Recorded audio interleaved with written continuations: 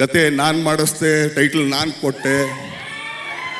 ಅಯ್ಯೋ ತಗಡೆ, ನಿನಗೆ ರಾಬರ್ಟ್ ಕತೆ ಕೊಟ್ಟಿದ್ದೆ ನಾವು ಈಗ. ಯಾಕಂದ್ರೆ ಕೊಟ್ಟಿದ್ದು ಮಾಡಿದ್ದು ಹೇಳ್ಬಾರ್ದು ಭಗವಂತ. ಯಾಕಂದ್ರೆ ಇದೇ ಸಲಿ ಇದೇ ತರ ಒಂದ್ ಕಡೆಗೆ ಸಿಗಾಕೊಂಡು ಬಾಯಿಂದ ಏಳಿಸ್ಕೊಂಡು ಬುದ್ಧಿ ಕಲ್ತಿಲ್ಲ ಅಂದ್ರೆ ನಾವ್ ಏನ್ ಹೇಳೋಣ. ಈಗ ಈ ಕತೆ ಇಂಥ ಒಳ್ಳೆ ಕತೆ ಅದು ಯಾಕಪ್ಪ ಬಿಟ್ಟೆ ನೀನು? ನೀನ್ ಮಾಡಿಸ್ತಾನೆ ಇಂಥ ಒಳ್ಳೆ ಕತೆ ಯಾಕೆ ಬಿಟ್ಟೆ ನೀನು? ನಿನ್ ಜಡ್ಜ್ಮೆಂಟ್ ಅಷ್ಟು ಚೆನ್ನಾಗಿದೆ, ಗುಡ್. ಮಾಡ್ಬೋದಾಗಿತ್ತಲ್ಲ. ಟೈಟಲ್ ನಾನು ಕೊಟ್ಟೆ, ಟೈಟಲ್ ಇಟ್ಟಿದ್ದೆ ನಾನು. ಅದಕ್ಕೊಂದು ಕ್ಲಾರಿಫಿಕೇಶನ್ ಇದೆ. ಬನ್ನಿ ಡೈರೆಕ್ಟರ್. ಏನಕ್ಕೆ ಅಂದ್ರೆ ಕ್ಲಾರಿಫಿಕೇಶನ್ ಕೊಡಕ್ ಬೇಕಲ್ಲ. ಯಾಕಂದ್ರೆ ನಾವೆಲ್ಲರೂ ಸುಳ್ಳು ಹೇಳಿದ್ರೆ ಎಲ್ಲ ಆಧಾರ ಹಿಡ್ಕೊಂಡೇ ಮಾತಾಡಬೇಕು. ಟೈಟಲ್ದು ಸ್ವಲ್ಪ ಕತೆ ನೀವು ಹೇಳಿ ಸ್ವಾಮಿ. ಮದಗಜ ಟೈಟ್ಲು ರಾಮಮೂರ್ತಿ ಸರ್ ಹತ್ರ ಇತ್ತು. ಅದು ತಗೊಳ್ಬೇಕಾದ್ರೆ ಕಾಟರೆ ಟೈಟ್ಲನ್ನ ಉಮಾಪತಿ ಸರ್ ಕೊಟ್ಟರು. ಮದಗಜ ಟೈಟ್ಲನ್ನ ಬಾಸ್ ಹೇಳಿದ ತಕ್ಷಣ ನನಗೆ ರಾಮಮೂರ್ತಿ ಸರ್ ಕೊಟ್ಟರು. Thank you Ramamurthy sir. ಯಾಕೆ ಅಂತಂದ್ರೆ ನಮ್ಮ ಹತ್ರ ಬ್ಯಾನರ್ ಇದ್ರೂ ಕೂಡ ಮಾತಾಡೋಣ. ಯಾಕಂದ್ರೆ ಕ್ಲಾರಿಫಿಕೇಶನ್ ಕೊಟ್ರೆ ಕರೆಕ್ಟಾಗಿ ಕೊಡಬೇಕು ಅಂತ. ಆ ಟೈಟ್ಲು ಎಲ್ಲಿ ರಿಜಿಸ್ಟರ್ ಮಾಡ್ಸಕ್ಕೆ ಹೇಳಿದ್ದೀನ ಫಸ್ಟು? ನಮ್ಮ ಬ್ಯಾನರ್ನಲ್ಲಿ ರಿಜಿಸ್ಟರ್ ಮಾಡ್ಸಕ್ಕೆ ಹೇಳಿದ್ರಿ. ಬಟ್ ನನ್ನ ಬ್ಯಾನರ್ನಲ್ಲಿ ಇರಲಿಲ್ಲ ಜಾಗ ಅಂತ ನಾನು ಹೇಳ್ತಿದ್ದಂಗೆ ಆಯಿತು, ಅಲ್ಲೂ ನಮ್ಮ ಬ್ಯಾನರ್ ಇದ್ದಂಗಿದೆ, ರಿಜಿಸ್ಟರ್ ಮಾಡಿಸು ಅಂತ ಅಲ್ಲಿ ಹೇಳಿಟ್ಟಿದ್ದು. ಟೈಟ್ಲ್ ಕೊಟ್ಟಿದ್ದು ನೀವೇನೆ. ಓಕೆನಾ ಸ್ವಾಮಿ? ಯಾಕಪ್ಪ ಬಂದು ಬಂದು ನಮ್ಮ ಕೈಲೇ ಯಾಕೆ ಗುಮ್ಮಿಸ್ಕೋತೀಯ? ಗುಮ್ಮಿಸ್ಕೋಬೇಡ. ಎಲ್ಲೋ ಇದೆಯಾ, ಚೆನ್ನಾಗಿದೆಯಾ, ಅಲ್ಲೇ ಇದ್ಬಿಡು.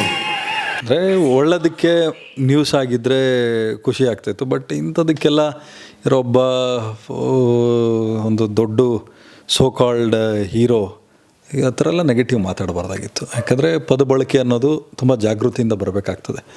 ಯಾವತ್ತೂ ಅಷ್ಟೇ ಈ ಮಾತಾಡಿದ್ರೆ ಹೋಯ್ತು, ಮುತ್ತು ಹೊಡೆದ್ರೆ ಹೋಯ್ತು ಅಂತಾರೆ. ಹಂಗೆ ಮಾತುಗಳು ಹಂಗಿರ್ಬೇಕಾಗ್ತದೆ. ನಾನೇನೋ ದುಡುಕು ಮಾತಾಡಿದೆ ಅಂದಾಗ ಬಿಡೋ ಅವನ ವಯಸ್ಸು ಅಂತಾರೆ. ಬಟ್ ಇನ್ನೇನು 50 ಸೆಂಚುರಿ ರೀಚ್ ಆಗ್ತಾಯಿದ್ದಾರೆ. ಬಟ್ ಅವ್ರಿಗೆ ಒಂದು ಸ್ವಲ್ಪ ಜವಾಬ್ದಾರಿ ಇರಬೇಕು ಮಾತಾಡೋಕ್ಕೂ ಮುಂಚೆ.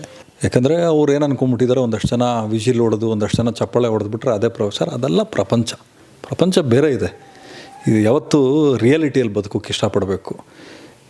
ಯಾವತ್ತೂ ಅಷ್ಟೇ ಇವ್ರುಗಳು ಅಂದ್ಕೊಂಡಿರೋದೇನೆಂದರೆ, ನಾನು 365 ದಿವಸ 24 ಗಂಟೆ 24x7 ನಾನು ಹೀರೋ.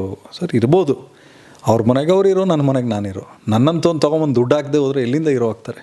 ಇವಾಗ ಅಂತ ಅಣ್ಣವರೇ ಹೇಳಿದ್ದಾರೆ, ನಿರ್ಮಾಪಕರು ಅಂದಾತರು ಅಂತೇಳಿ. ಇವ್ರು ಹೇಳ್ತಾರೆ ಸಿನಿಮಾ ಆಗೋವರೆಗೂ ನಿರ್ಮಾಪಕರು ಆದಮೇಲೆ ತಗಡುಗಳು ಅಂತ. ಹೌದು, ನಾವೆಲ್ಲ ತಗಡುಗಳೇ. ನಮ್ಮಂಥವ್ರೆ ತಾನೇ ಬಂದು ಅವ್ರ ಲೈಫಲ್ಲಿ biggest blockbuster, one of the biggest blockbusters Robert. So ಆ ರಾಬರ್ಟ್ ಸಿನಿಮಾ ಅವ್ರು ಹೇಳ್ತಾರೆ ನಂದೇ ಅದು ಅಂತ. ಆಯಿತು, ಪ್ರೂವ್ ಮಾಡಲಿ ನೋಡೋಣ. ಇದೇ ಕಾಟೇರ್ ಅವ್ರದ್ದು ಅನ್ನೋದಕ್ಕೆ ಪ್ರೂವ್ ಮಾಡಲಿ ನೋಡೋಣ. ನನಗೆ ಈ ಥರ ಚೀಪ್ ಪಬ್ಲಿಸಿಟಿ ತೊಗೊಳ್ಳೋ ಅಂಥ ಪ್ರಮೇಯ ನನಗಿಲ್ಲ ಸರ್.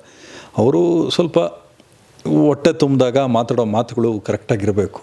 ಯಾಕಂದರೆ ಏನೋ ನಾವು ಮಾತಾಡಿದ್ದನ್ನೆಲ್ಲ ಜನ ಒಪ್ಕೊಂಡ್ಬಿಡ್ತಾರೆ. ಸರ್ ಇವತ್ತು ಕೇರ್ ಮಾಡಲ್ಲ ಸರ್.